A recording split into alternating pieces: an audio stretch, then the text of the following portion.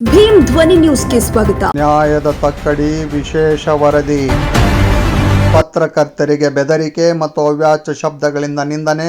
ಲಿಂಗಸಗೂರು ಸರ್ಕಾರಿ ಆಸ್ಪತ್ರೆ ತಾಲೂಕು ಆರೋಗ್ಯಾಧಿಕಾರಿ THO ಅಮರೇಶ್ ಪಾಟೀಲ್. ಸರ್ಕಾರಿ ಆಸ್ಪತ್ರೆ ಅಂದರೆ ಯಾರಾದರೂ ಹೋಗ್ತಾರೆ, ಕೇಳ್ತಾರೆ. ಆದರೆ ಇಲ್ಲಿ ಒಬ್ಬ ಭ್ರಷ್ಟ ತಾಲೂಕು ಅಧಿಕಾರಿ ಅಮರೇಶ್ ಪಾಟೀಲ್ ಎಂಬುವವನು ನಮ್ಮ ವರದಿಗಾರ ಮಾತ್ರೆ ಕೇಳಲು ಫೋನ್ ಮಾಡಿದರೆ ವರದಿಗಾರನಿಗೆ ಅವ್ಯಾಚ್ಯ ಶಬ್ದದಿಂದ ನಿಂದಿಸಿದ್ದು ಅಲ್ಲದೆ ಅವರ ಮೇಲೆ ಗೂಂಡಾ ವರ್ತನೆ ಮಾಡಿದ್ದಾನೆ. THO ಅಮರೇಶ್ ಪಾಟೀಲ್ ಸುಮಾರು ವರ್ಷದಿಂದ ಲಿಂಗಸಗೂರಿನಲ್ಲಿ ಬೇರು ಬಿಟ್ಟಿದ್ದಾನೆ. ಮಾತೆತ್ತಿದರೆ ಸಾಕು, ನಾನು ಗೌಡ, ನಾನು ಗೌಡಿಕಿ ಮಾಡುವವನು, ನನ್ನನ್ನು ಯಾರೂ ಎದುರು ಹಾಕೊಳ್ಳೋಕ್ಕಾಗಲ್ಲ ಅಂತ ಬೀಗ್ತಾನೆ. ಈ ಒಂದು ದಿನ ನಮ್ಮ ಲಿಂಗಸೂರು ತಾಲೂಕು ವರದಿಗಾರರು ಮಂಜು ಈ ನಮರ್ದನಿಗೆ ಫೋನ್ ಮಾಡಿ ಮಾತ್ರೆ ಕೇಳಿದರೆ ಉತ್ತರ ಏನು ಗೊತ್ತಾ? ನನಗೆ ಫೋನ್ ಮಾಡಿ ಮಾತ್ರೆ ಕೇಳ್ತೀಯಾ? MLC ಆಪ್ತ ಸಹಾಯಕರಾದ ಚಂದ್ರೆಡ್ಡಿಗೆ ಹೇಳಿ ವಧಿಸುತ್ತೇನೆ, CPI ಕರೆಯಿಸಿ ವಧಿಸುತ್ತೇನೆ, ನೀ ದೊಡ್ಡ DC ಏನ್ಲೆ ಮಗನೇ, ನ್ಯಾಯದ ತಕ್ಕಡಿ, ನಾಯಿ ತಕ್ಕಡಿ ಎಂದು ಪತ್ರಿಕೆಗೆ ಗೌರವ ನಡೆದುಕೊಂಡಿದ್ದಾನೆ. ಇಂತಹ ಗೂಂಡಾ ಅಧಿಕಾರಿಗಳನ್ನು ನಿಮ್ಮ ಕಚೇರಿಯಲ್ಲಿ ಯಾಕೆ? ಇಂತಹ ತಾಲೂಕು ಆರೋಗ್ಯಾಧಿಕಾರಿಗಳು ಬೇಡ. ಸೇವೆಯಿಂದ ಅಮಾನತು ಮಾಡಿ. ಆಸ್ಪತ್ರೆಯಲ್ಲಿ ಮಾಡಲಿಕ್ಕೆ ಸಾಕಷ್ಟು ಕೆಲಸಗಳಿವೆ, ಇವನು ರಾಜಕೀಯ ಮಾಡ್ತಾನೆ. ಇಂಥವರು ಬೇಡವೇ ಬೇಡ ಎಂದು ಸಾರ್ವಜನಿಕ ಆಕ್ರೋಶ ವ್ಯಕ್ತಪಡಿಸಿದ್ದಾರೆ. ಈತನಿಗೆ ಸೊಕ್ಕು ಜಾಸ್ತಿ. ಇಂಥ ಅಧಿಕಾರಿಗೆ THO ಆಗಿ ಸಮರ್ಪಕವಾಗಿ ಆಡಳಿತ ನಡೆಸುತ್ತಿಲ್ಲ. ಹೀಗಾಗಿ ಸಾರ್ವಜನಿಕರು ಆಸ್ಪತ್ರೆಗೆ ಹೋಗಕ್ಕೆ ಭಯಭೀತರಾಗಿರುತ್ತಾರೆ. ಇಂತಹ ಮಾನಸಿಕ ಅಸ್ವಸ್ಥನಾದ ಅಧಿಕಾರಿಗೆ ಅಮಾನತು ಮಾಡಬೇಕು. ಕೂಡಲೇ ಜಿಲ್ಲಾ ಆರೋಗ್ಯ ಅಧಿಕಾರಿಗಳು ಇಂತಹ ವಿವೇಕಿ ಅಧಿಕಾರಿಗಳಿಗೆ ಅಮಾನತಿನಲ್ಲಿಡಬೇಕು. ಸದರಿ ಅಧಿಕಾರಿಯಾದ ಅಮರೇಶ್ ಪಾಟೀಲ್ ಸರ್ಕಾರದ ಔಷಧಿಗಳನ್ನು ಕಾಳಸಂತೆಯಲ್ಲಿ ಮಾರಾಟ ಮಾಡುತ್ತಿದ್ದಾನೆ. ಜನರು ಕೇಳಿದರೆ ಅವರ ಮೇಲೆ ಗೂಂಡಾಗಿರಿ ಮಾಡುತ್ತಾನೆ. ಆಸ್ಪತ್ರೆಯಲ್ಲಿ ಆಪರೇಷನ್ ಏನಾದರೂ ಇದ್ದರೆ ಅದರಲ್ಲಿ ಸಹ ಇವನಿಗೆ ಲಂಚ ಕೊಡಬೇಕು. ಇನ್ನು ನಕಲಿ ವೈದ್ಯರ ಬಳಿ ಹೋಗಿ ತಿಂಗಳಿಗೆ ಇಂತಿಷ್ಟು ಎಂದು ಮಾತನಾಡಿ ತಿಂಗಳು ಮಾಮೂಲಿ ವಸೂಲಿ ಮಾಡ್ತಾನೆ ಅಂತೇಳಿ ಸಾರ್ವಜನಿಕ ವಲಯದಲ್ಲಿ ಕೇಳಿ ಬರ್ತಾ ಇದೆ.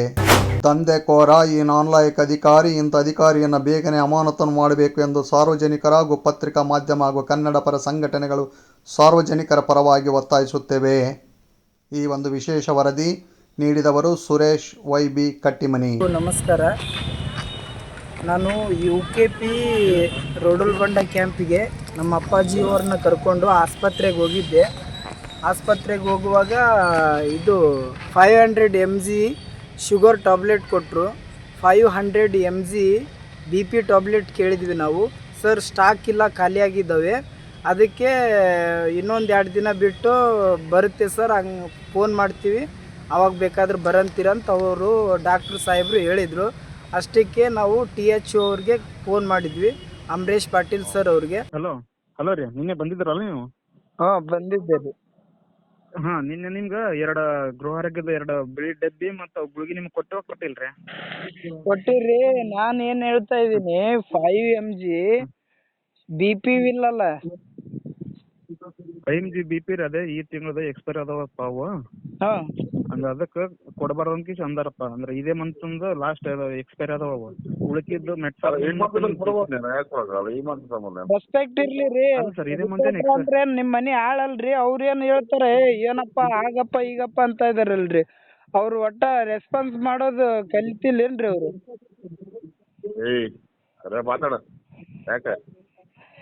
ಬ್ರದರ್, ನಾನು ಏನ್ ಹೇಳ್ತಾ ಇದೀನಿ, ನಿನ್ನೆ ನಿಮ್ಗೆ ಸರ್ ಅಂತ ಪೊಲೀಸ್ ಹಿಡ್ಕೊಂಡ್ ಮಗನ ರೆಸ್ಪೆಕ್ಟ್ ಇರ್ಲಿ. ಗೊತ್ತಿಲ್ಲ. ಚಿತ್ತಾಪುರ ಮೀನ್ಗಾರ ಮಂದಿ ಮಂಜು ಅಂದ್ರೆ ಇವ್ ಚೆನ್ನಾರೆಡ್ಡಿ ಬಂದು ಒತ್ತನ ಅಲ್ರಿ. ಏನ್ ಎಲ್ಲ ಅದಾವ ಮಗನೇ, ಮತ್ ಇಲ್ಲ ಅಂತ ಎಲ್ಲೇ ನನ್ನ ಅಲ್ಲ CPIಗೆ ಮಗನೇ. ಅಲ್ಲ ಏನ್ ಬಾರಿ ನಾಯಿ ತಕಡೆ ನೀನು, ನಾಯಿ ತಕಡೆ ನಿಂದ ಮಗನೇ. ಅಲ್ರಿ ಮರ್ಯಾದೆ ಹೆಂಗ್ ಮಗ ಮಾತಾಡ್ತೀಯ ಮಸೂರಿಗೆ? ಅದೇ ಮಾತಾಡ. ಏನ್ ದೊಡ್ಡ DC ಅಲ್ಲೇ ನೀನ್ ರೆಸ್ಪೆಕ್ಟ್ ಕೊಡಕ ಒಬ್ರಿಗೆ ಬೇಕಾದ್ರೆ ಫೋನ್ ಮಾಡಿ ತಿಳಿಸ್ತೀನಪ್ಪ ಅಂದಿದ್ರೆ ಆಗೋಗ್ತಿತ್ತು. ಅವರು ಆ ರೀತಿಯಾಗಿ ಮಾತಾಡಲಿಲ್ಲ.